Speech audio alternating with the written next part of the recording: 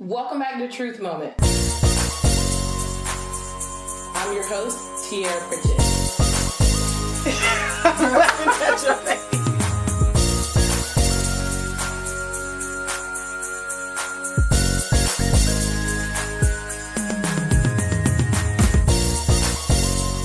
When something is submerged in the fire, then its shape can shift. Yeah, it can.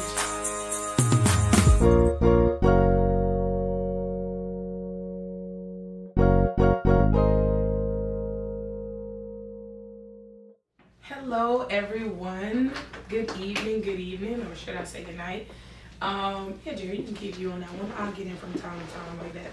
Okay. Peek my head in. But welcome guys. We're doing something a little different this time. So as you know, this is Fly 93.5 and we also want to go live. I want to give you guys the ability to be able to listen in, if not all night, listen in, and hopefully you get some key things from this that you can take and apply to other aspects of your life. So that just provides a little explanation how you're able to see me tonight, whereas typically you have to wait until the show is uploaded on my YouTube channel. So without further ado, let me go into my spiel. Okay. Had to channel it. Welcome back to Truth Moment. It's your host, Tiara Pritchett. Guys, this episode is titled Faith While You Wait. So how many of y'all have been in a place or in a season where you feel like it's just not happening for you?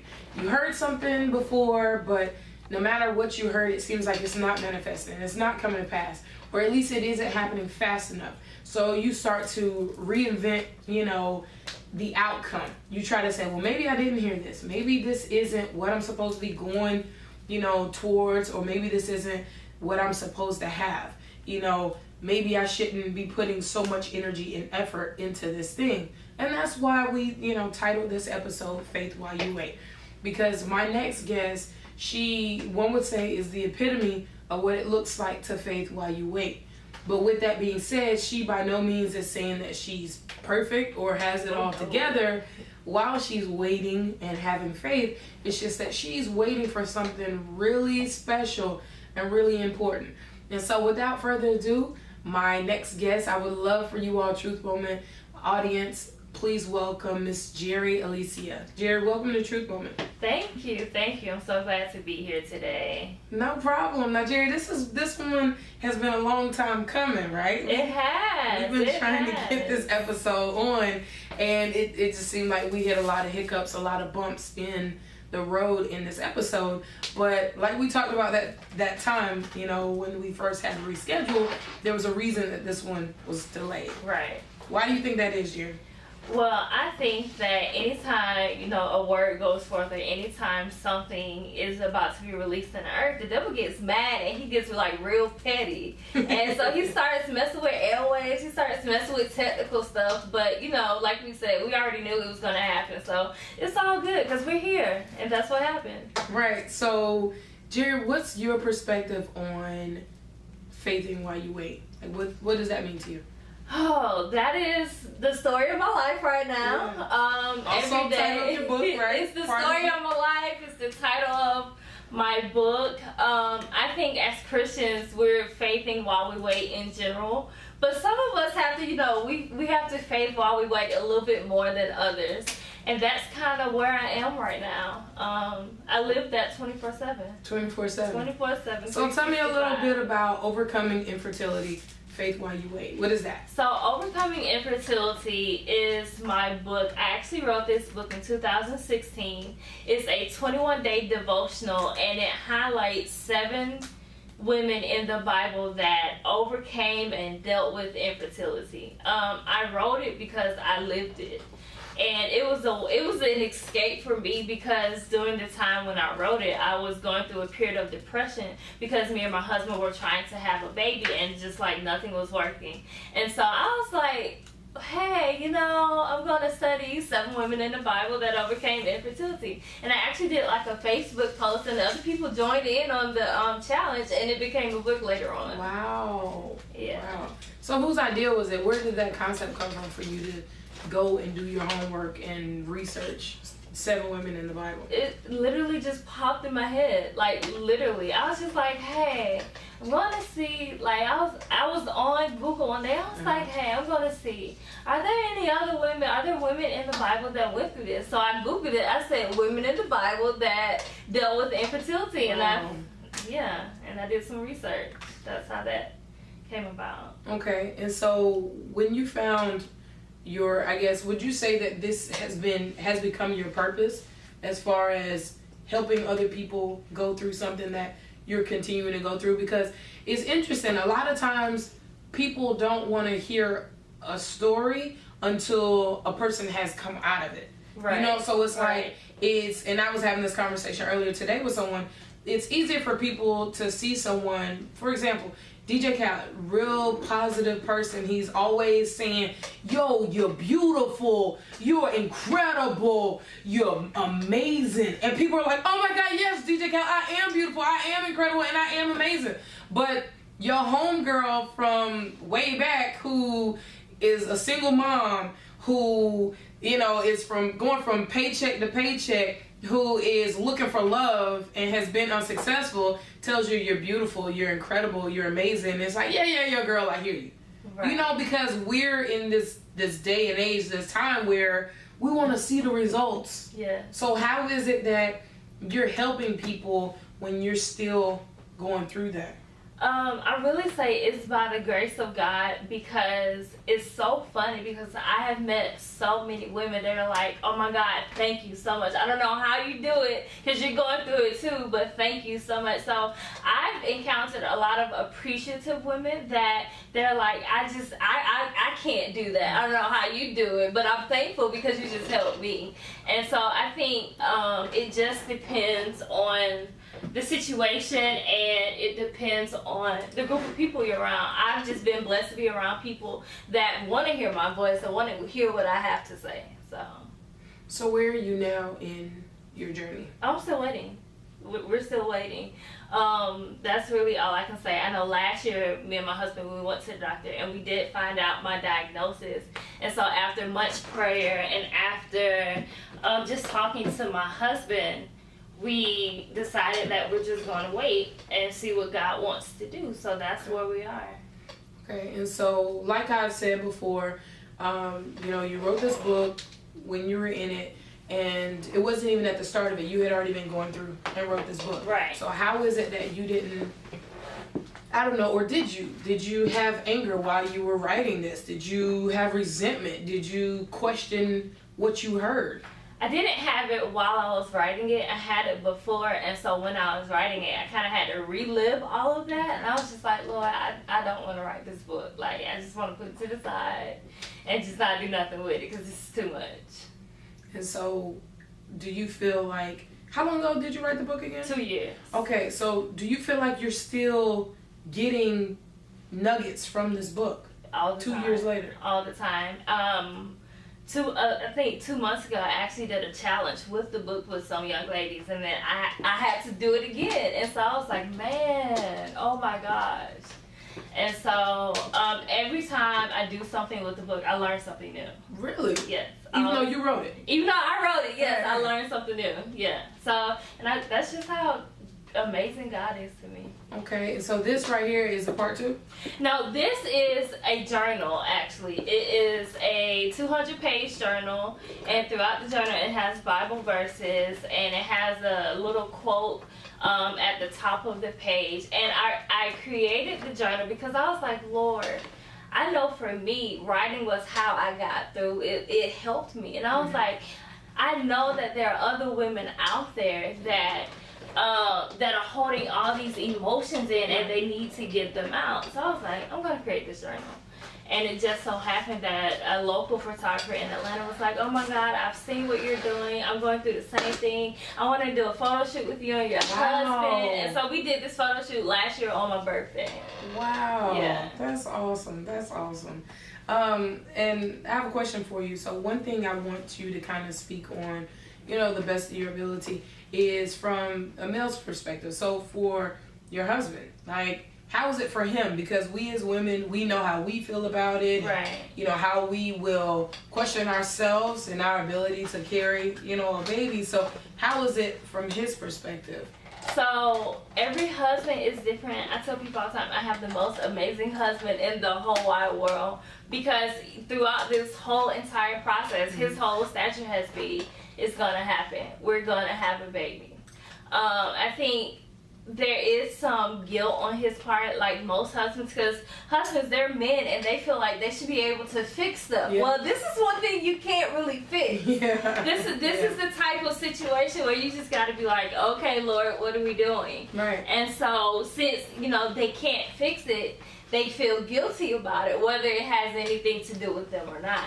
And so my husband is just amazing in the fact that he can tell when I'm having a day.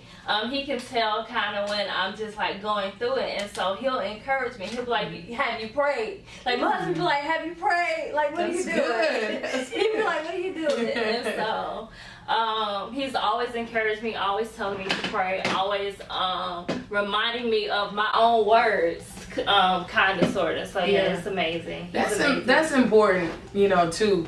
And then some people may be new to the whole Truth Moment radio, or just Truth Moment in general, but that was, my husband and I were going through something similar. You remember the first time we did a live? Yes. I was waiting. I know. I remember. I hadn't been working with you that long either, right? No, it was a couple months, I think. Right. You gave me the book and you was like, hey, here's, read this book. And I was like, oh, Lord. Folks always be trying to get a book, get somebody a book, so I was like, all right, yeah, I'll read it. Right. Like, and then right then and there, I didn't read it. And when I had some time, because we just had a conversation, I was telling her that my husband and I, we decided that we want to broaden our family, make our family larger. And my IUD, when the doctor pulled it out, it broke. And so a piece of the IUD was trapped. And the doctor told me that I wouldn't get pregnant. And if I did, it would terminate the baby. So I was so upset because I wanted another baby, and how could this be? And my husband, he would tell me, it's gonna happen. It's gonna happen. Right. And then there were times when I wouldn't hear that. Shut up. Right. You don't know. This is my body. Exactly. Right. Like how you know. How you gonna tell me?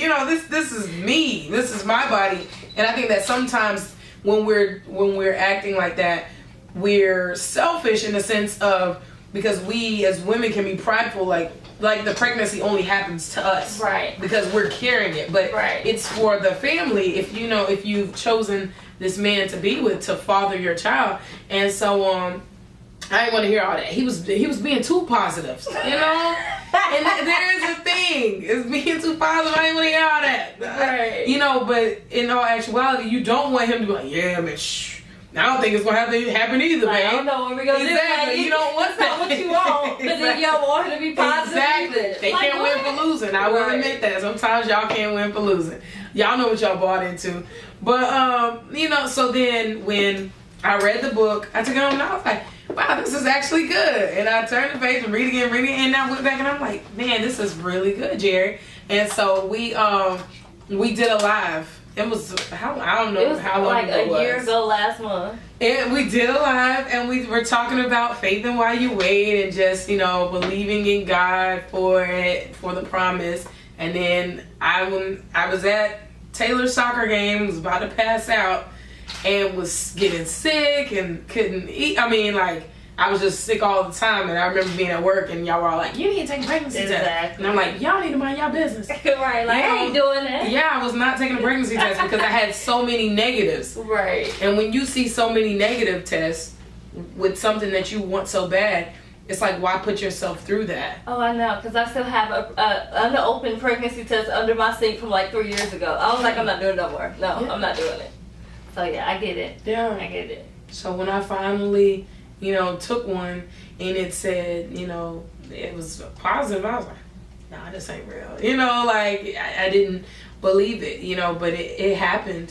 And so, again, what I want to ask you is I see on your social media, you're going to baby showers. You went out of town for a baby shower recently, right? I did.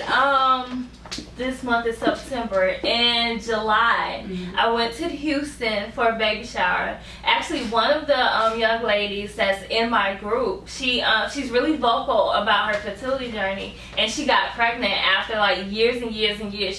She's had ectopic pregnancies and all of this. She's miscarriages and all this, and so her and her husband just had the baby. The baby is like 1 month old today. Wow. Yeah.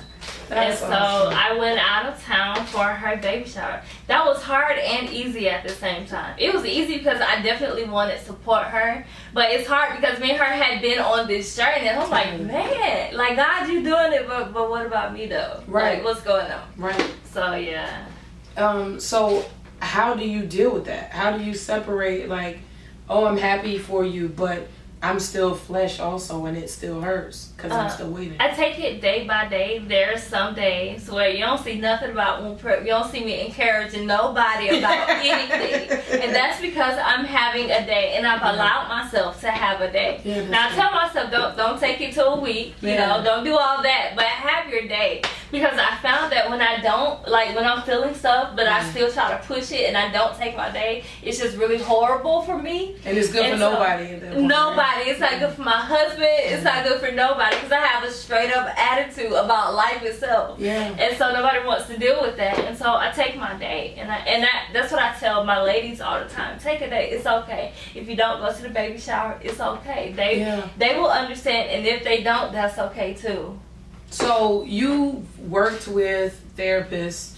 You've advocated, for therapists and therapy. Just in us working together, you're like, such and such need therapy. Yes. So how do you feel from a mental health perspective that this ongoing journey? How do you feel that it affects your mental health?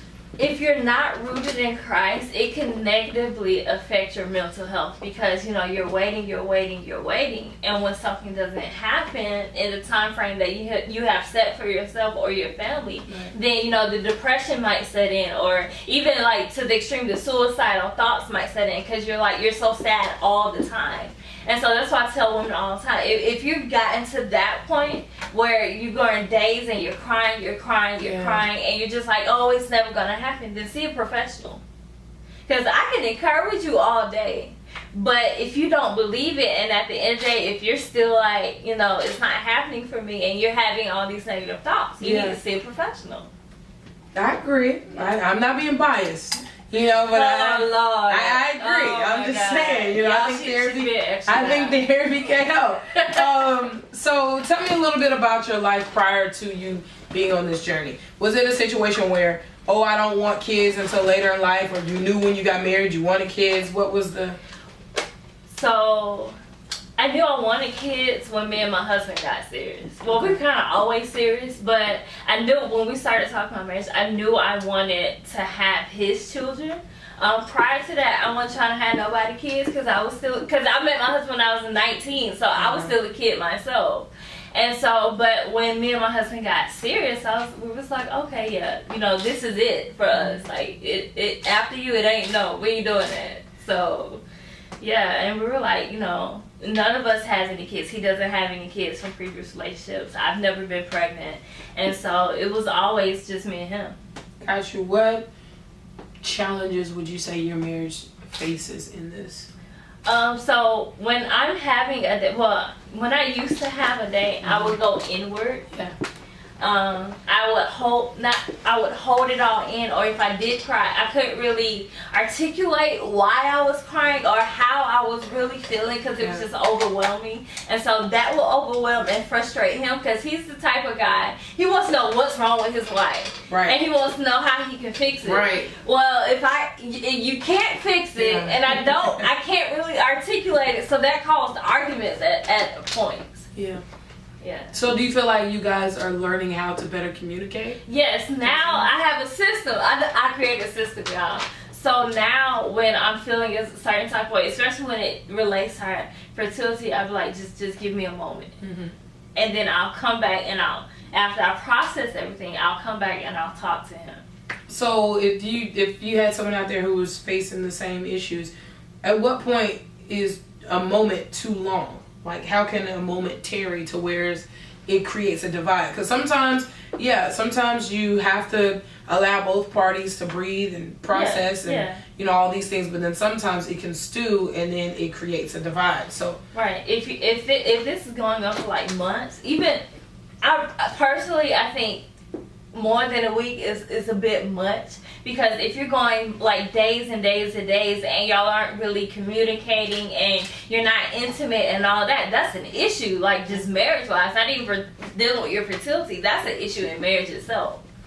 And so one of my mentors, Adrian E. Bell, says if you're going more than a week without sex, you know, y'all need to have that conversation and get everything out in the open, because that's a problem. You know, it's a problem. More than a week, y'all heard that? More than a week. You go more than a week. If you're married, right? Yeah, that part. then it's a problem. That can become a problem. Okay, so. Have you had to let friends or family go? Yes. I ain't even finished the question. Y'all see right now, Jerry just cutting folks off left and right. She didn't even. That is not true, y'all. That's not true. She didn't let me get it out. Hey, Jerry, are there people you don't talk? Yes. Okay, so are there people, family or friends, that you had to let go as it relates to your journey of infertility? Yes. One thing I found is that not everybody understands. And I don't even think it's deliberately on their part. They just don't understand it. Because if you got 5 kids at home, you don't understand me crying because I don't have any. Yeah. You don't understand, you know, when my pregnancy test comes back negative, you don't understand. And I've received some insensitive comments. And so, especially with family, because, you know, family, they be all up in your business. And when y'all gonna have a baby? Right, that part. And so I've had situations where family members have said more insensitive things than that. And I was just like, you know what? I'll see you when I see you. I think another aspect of that too is that one, people can love you and not be for you. Yeah. And I think that that's something that, you know, you have to really look into and just kind of break down, because like you may think like how are you gonna say they love me but they're not for me?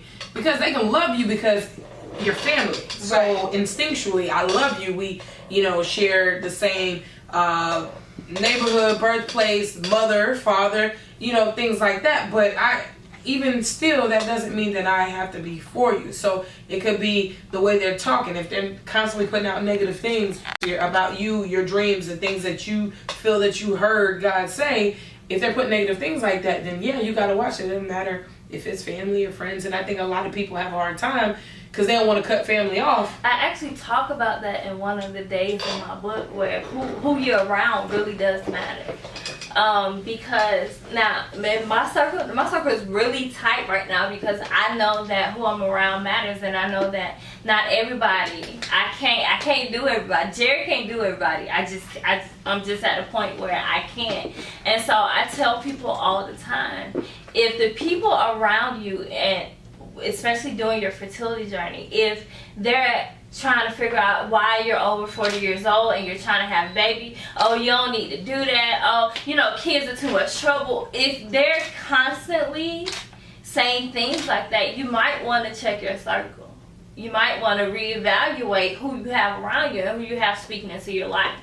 Yeah. Because their negative comments, they enter your mind, you know, and then once they enter your mind, it don't always go away.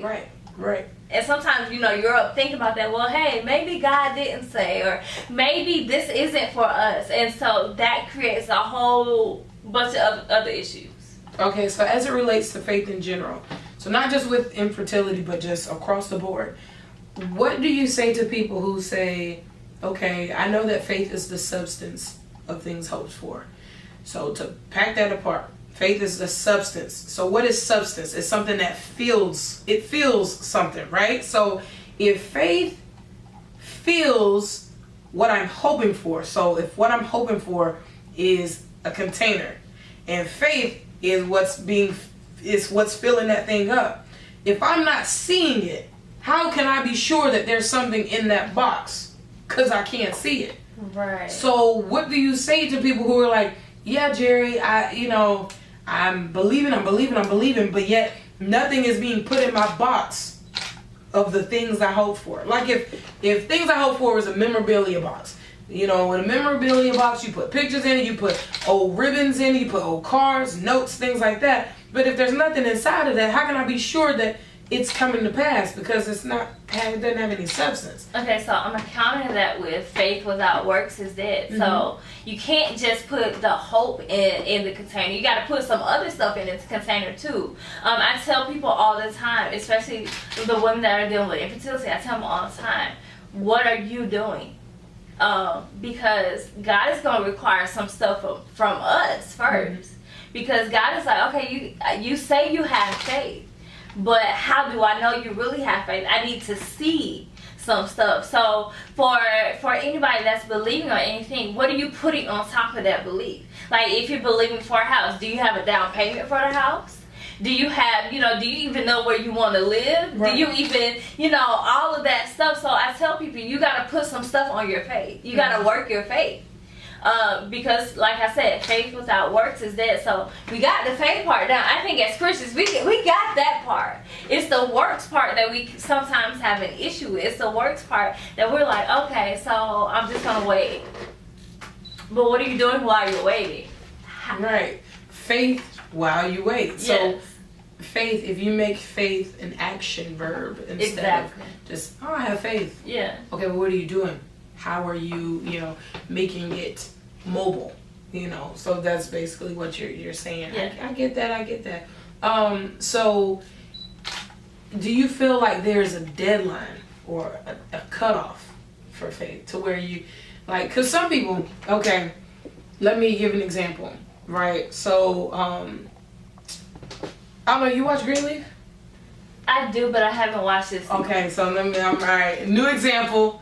No spoiler. All right, no spoiler. I'm not going to spoil it right now for anyone who hasn't seen recent episodes.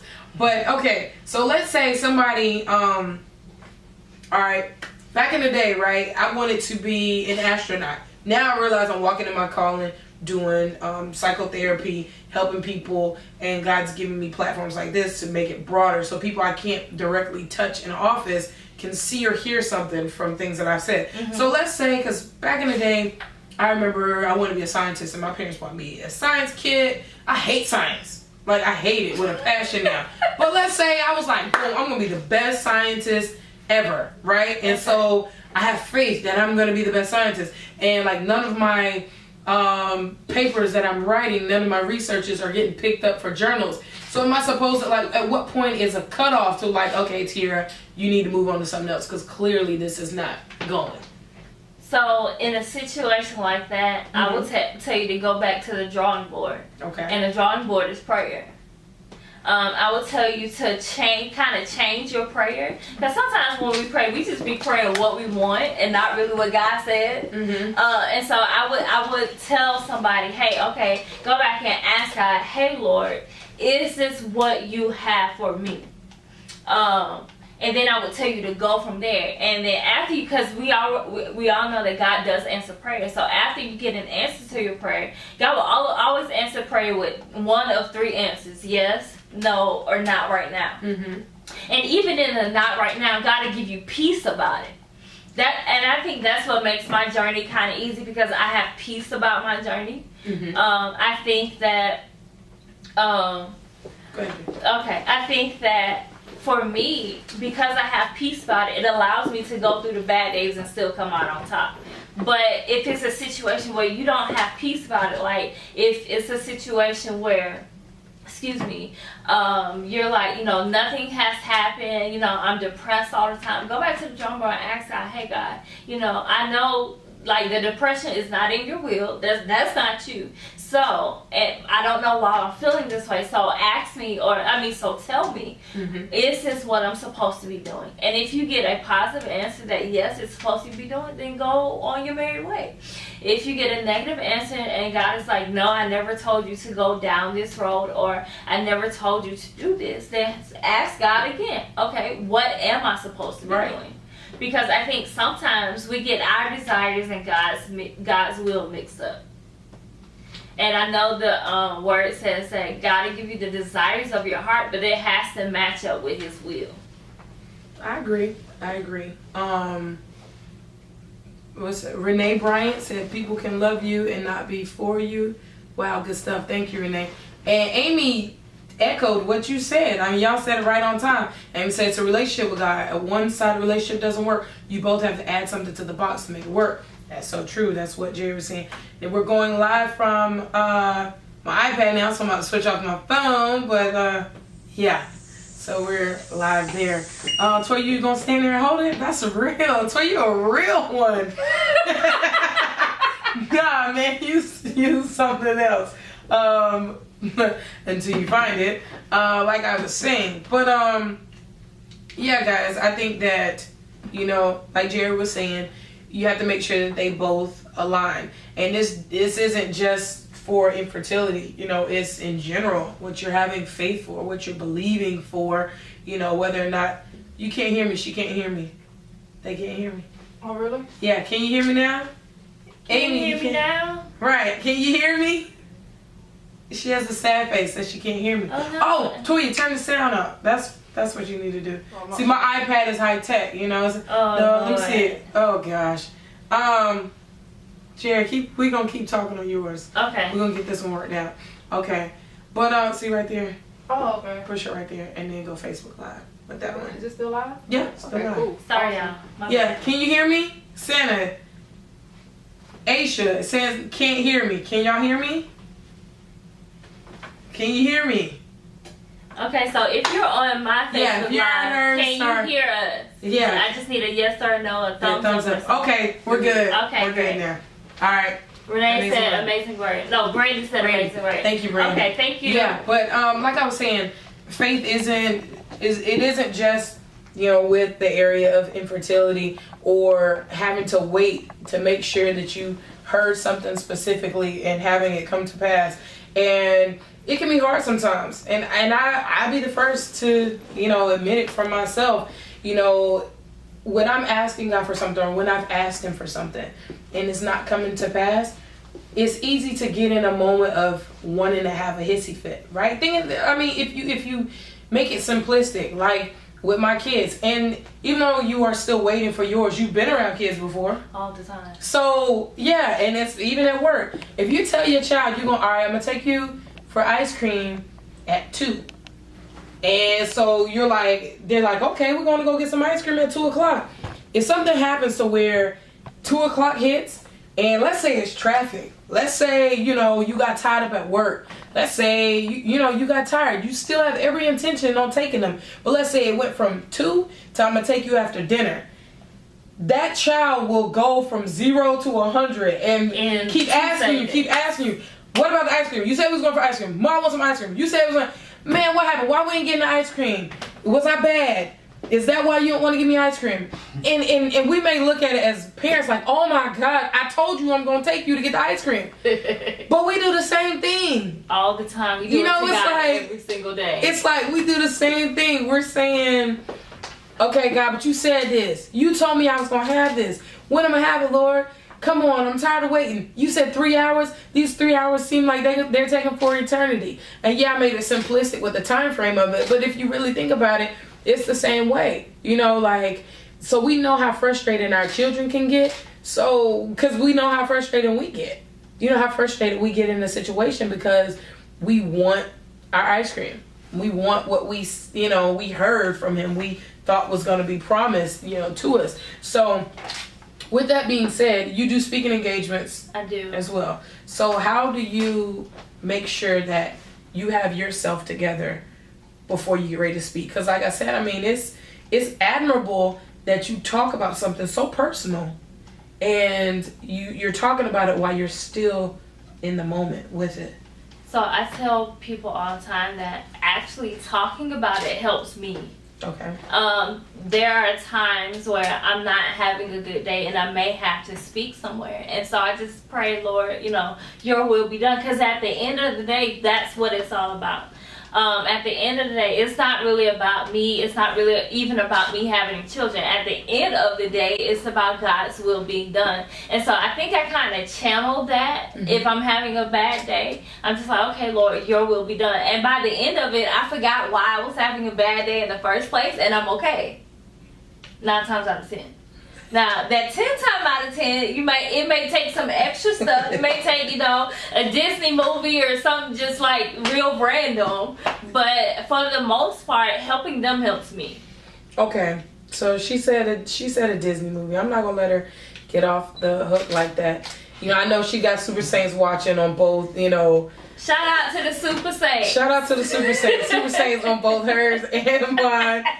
Hey, shout out to the Super Saints for real though, because y'all decreased that hurricane from a category 4 to a 2. Okay?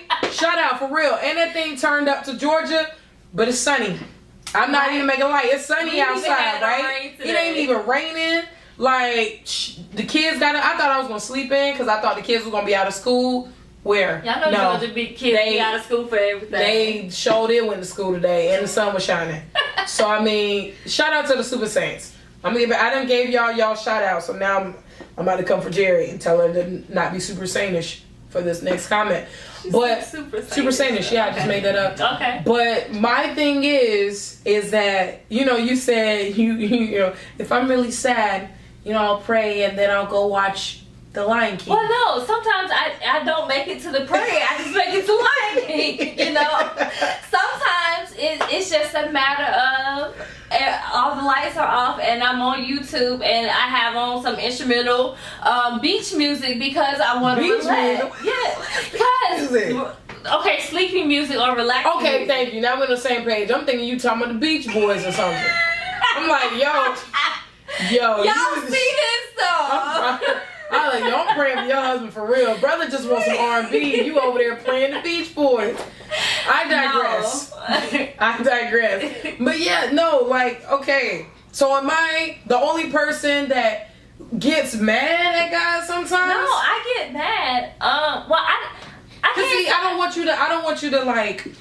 In me asking this, I'm not by no means, asking Jerry to, to challenge Jerry's integrity or her walk or her faith or anything. But I have faith and I love the Lord. And, if you know me, you know that about me. It radiates on the outside of me because it permeates on the inside of me. That's a quote. Toya, go ahead and make that one on a graphic for me. But... so it's with that being said, I still get mad at God sometimes, man. That's normal. I be like, yo, come on, God. That's not what you said, my dude. There are days when I wake up and I just can't pray because I just don't have nothing to say. Right. Lord, I ain't got nothing today. And that's what I tell him. That's my prayer. I don't have anything today. And then, hours later or maybe even the next day, I'll go back and be like, okay, God, I'm sorry. Okay. That's good. But yeah, sometimes, and I think that we have to know that it's okay. God can handle that part of us. Yeah. I think because, the Super Saints, we want to be like, we just go and pray every single day at 5 a.m. and all this other type of stuff. I'm not that girl. Right, because she's listening to the Beach Boys at first. I do not listen. So do not listen to Beach Boys. But I can't honestly say that. No, even if I'm having a bad day, I pray all the time. No, I will get to prayer. I can say that, but it doesn't always start off that way. So in writing your book, and you had to go back because when you had to actually pour into this, you had to go back to times where your vat was empty, and in order to put that in the book so that a woman who was maybe in that place that you were 6 months before writing the book would be able to identify with it. So with that being said, what made you get over your anger with God? Was there an aha moment or it just gradually happened? So are you talking about before I wrote the book? Yeah, before you wrote. So I literally had an encounter with God where I was like, either something is going to change or I'm going to lose my mind, literally. Because I was in a state of depression. My husband will tell y'all, I was crying every single night. This was before my first nephew was born. And so my sister-in-law surprised us with the news. Y'all, don't surprise us like that, because that could be it was traumatic for me. I think we had went down to see her, and then she had a shirt for his mom that says, "You're going to be a grandma." And I'm like, oh, okay. She's going to be a grandma, which means, oh, okay. And so, they threw her an impromptu baby shower, and I was good for an hour. And then I literally had to excuse myself because I was about to like start bawling, crying. Yeah. And so it was at that point I was like, it was really bothering me. And it wasn't until my husband stopped talking about our future kids that I knew something had to change for me.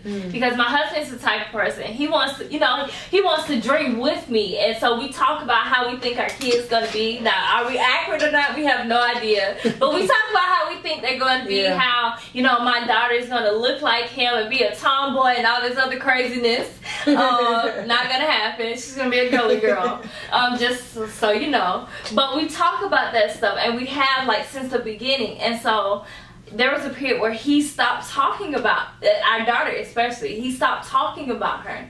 And so one day, we were having a heated discussion, and I was crying, and he was like, well, you always get this look on your face, you're always sad, so I just don't talk about them anymore. And that kind of like stopped me in my tracks, because I realized that was kind of therapy for him. Yeah. Because if he's still thinking about it and dreaming about it, then it's still real for him. And so I kind of took that away from him for a moment, and so I had to get my life together. Yeah, at that point, I had to get my life. I was like, oh crap, I'm tripping. Okay, yeah. But see, I mean, I don't know if it was that you were tripping. It's just that you were processing it your way, and so then you had to realize that I have to let him be a part of this. Yeah. Process. Yeah. So because I don't think you were irrational. No, it wasn't necessarily irrational. I guess I was just in my own head, and that I didn't realize that how I was feeling affected the way he felt and the way he reacted. So yeah, I had to change some things. Yeah. And that's, I mean, in marriage in general, but in a relationship, it has to be a dialogue. So with both people talking to each other, communicating effectively. So with effective communication, right? Like you have to. It's more than just, I tell people with communication, and a lot of people say, "Are you listening to me or are you hearing me?" Hearing is the body's actual response to sounds being emitted. So I hear what you're saying because my ears work.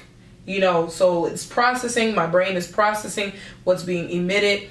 But if I'm actually listening to you, it's where I'm being able to accept what you're saying, process it, break it down, and then I think about how I can communicate back the way I'm feeling with what I've just processed. Right. So a lot of times when you're going through things, it's easy for us to just be, okay, I'm just hearing you. I'm not listening to you, I'm just hearing you, because I'm already formulating in my head what I'm going to say back to you. Right. So, like, I think I know what you're about to say next. So, okay, I'm already thinking about how I'm going to counter that right there. I already know what I'm going to say. Totally wrong. Right. Because you don't even get the opportunity to sit there and listen to it. And, okay, I know typically when you start a conversation like this, you say A, B, and C. But today you may switch it up and say D, F, and J. But I've already prepared for A, B, and C, right? So then there's no point. There's nothing that's being effective about the communication, the dialogue. And like Amy said, and Jerry said too, with your relationship with God, it has to be a relationship, just that. You giving, him giving, and not just you expecting to receive all the time from him, because it'll leave you messed up. It will. You just waiting for something to happen, and you're sitting on your hands. Oftentimes sitting on your gift. Because if you would have just sat, I'm about to preach on, I wasn't even trying to do it now. If you just sat on your gift, right, because you mad at God because he hadn't moved yet. Think about the women you would not have touched with I this. think about that often, Axel. I'm like, dang, God, like you're really awesome, because you knew that I needed to have a voice, and I needed to give them a voice by using my own voice. Because people don't know this, but I used to be really, really shy. And so the fact that I can go speak about it and not feel anything is just how good God is, because I'm like, man, God, I never would have thought because this wasn't my right. dream. Like, this wasn't what I was thinking I was going to be doing, but I am, so, Yeah, because like I said, we was, at work, and I'm all minding my business. Hey, y'all. And she's like, I wrote a book. I didn't quite do it like that, y'all. You should read it. She's kind of exaggerating, but okay. I wrote a book. You should read it. Are you saved? Do you know that Jesus died Number for your one, sins? I already knew she I was like, saved, so yeah, I'll read your book or whatever. Had zero intentions of reading it. I'm just going to go ahead and say that. But I'm so glad I did, y'all. It is a great read. You know, it is. It says a lot of things that, you know, can resonate with you even if you're not having an issue with infertility. And it gives you things to, I guess, pray about. And it's so funny because I remember when, you remember that conversation we had when you was like super judgy? I don't think you meant to be judgy. It just came off that way. She was like, do you drink? Because, I don't know, maybe you shouldn't. Because, like, you're preparing your body. You remember that? I was just telling you what the Lord told me. What he told you. Look, okay? And that was such an uncomfortable conversation. I was like, really? I was being judgy, y'all. I'm not that girl. But if God tells me to ask something, if you're my friend, you know I'm going to ask you and not really care how you feel about it. So... She said she ain't judgy. Everybody that come up in the office with a chicken sandwich or whatever, man. 10-piece lemon pepper, extra wet, extra crispy. I do not judge people that eat land animals. She's not pescatarian. Mm-hmm. So yeah, she did. She was super judgy too. I wasn't. I ain't care. Back when I wasn't pescatarian, we have a work function. I eat a chicken wing right in her face. Just like that. All the time, y'all. Yeah. Like, every other day. Asking her, like, do you want some of this fruit? I mean, since you can't get into these wings, like, do you want this fruit?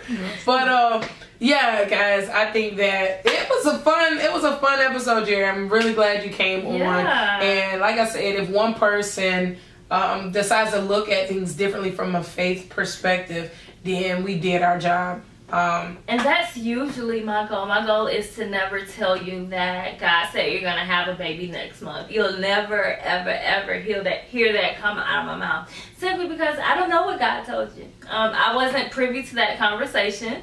But what I will tell you... She was just privy to my drinking conversation, apparently. My drinking conversation with God. Y'all see how haters do, though? Go ahead, y'all see how haters do. But what I will say is that if you believe that God has promised you a baby or just anything in general, then pray on that thing and believe it. Like, if you're going to believe it in faith. Have the faith to believe it. Have the faith to, prepare yourself for whatever it is that you're believing God for. That's what I will tell you all day, every day. And I will also tell you that it may not happen overnight. It doesn't mean that it's not going to happen. I think sometimes, we have our own time frame for stuff. Like, I was supposed to have a baby by the time I was 30. I'll be 32 this year. And so I was looking at the Lord like, this wasn't in the plan. But I think we have to realize that our plans, God's time is not ours. I know that's like real cliche and real churchy, but it's the absolute truth though. And so, I will always say that if you're going to have faith, have it, and then run with it.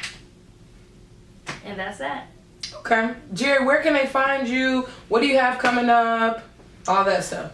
You can find me on all social media outlets. I am on Twitter, Instagram, and Facebook at Jerry Alicia. You can find my organization, Womb Prep, on all social media outlets. Womb Prep, WOMBPREP. What we have coming up in January, I know that's kind of far off, but in January we are doing our second annual Journey to Motherhood retreat. We call it a slumber party simply because everybody's doing retreat. We call it a slumber party because Friday night really is going to be like a slumber party. Depending on what North Carolina looks like, we might be in Myrtle Beach in a beach house, depending on what goes on this weekend. Florence, South Carolina. I need Florence to get her life and go back to wherever she came from so I can do what I need to do. But we are going to be in Myrtle Beach, January 24th through the 28th, 2019. All that information is actually on my website, wombprep.com. Okay. Guys, make sure that you follow. Check this book out. It's a really good read. It's on Amazon, and if you want a signed copy, it's on wombprep.com. Yeah, I got a signed copy. Holla at your girl. How about you, girl? Guys, again, I want to thank you for hanging out with Jerry and I as we discuss faith. Faith, like we talked about before, is the substance of things hoped for. So what are you hoping for? That's my question to you, and I want you to really ask yourself that. Really sit with that and sit in that moment and ask yourself, what is it that I'm hoping for? What do I want? And once you've sat with that, you've prayed about it, I tell people, when it comes to faith with something that you want to do, what is, Toya and I had the conversation earlier, what is something that you would be willing to do for free? You know, if it's something that you would be willing to do for free and you want to carry it to that next level, you're having faith. And it doesn't matter if no one else believes in it. It doesn't matter if everyone else says that you're crazy. If people don't say you're crazy for it, then I would question you if it's even big enough for you to try to do. So again, faith in while you wait. It means that being in a place where you have to position yourself to where it may not feel like I'm going to get it right then and there. But think about the analogy with the child with the ice cream. If I told my child I'm going to give him or her or them the ice cream, me being a good mom, I'm going to make sure they have that ice cream. If it's the last thing that I do before they go to bed, if I got to sneak them some ice cream because their dad would say it's too late, if I got to sneak them some ice cream because my day was too busy or I felt like they weren't ready for it earlier than the day, I'm going to make sure that they have that ice cream. And he's going to do the same thing for us. Again, I wasn't trying to be super churchy, but if you think about it, it's that simplistic. We get tired of waiting sometimes, but that doesn't mean that just because we're delayed in it doesn't mean that it's going to be denied. I'm your girl, Tierra Pritchett. That's my truth moment. This is Jerry Alicia. That's her truth. What's yours? Y'all have a good night. Be sure to check Jerry's book out and all of her social media platforms. That's it for me. Jerry's about to head home, listen to the Beach Boys, and get ready for bed. I am not listening to the Beach Boys. And I'm we're telling out. folks that. Peace. Toya, hit the finish. Bye, y'all.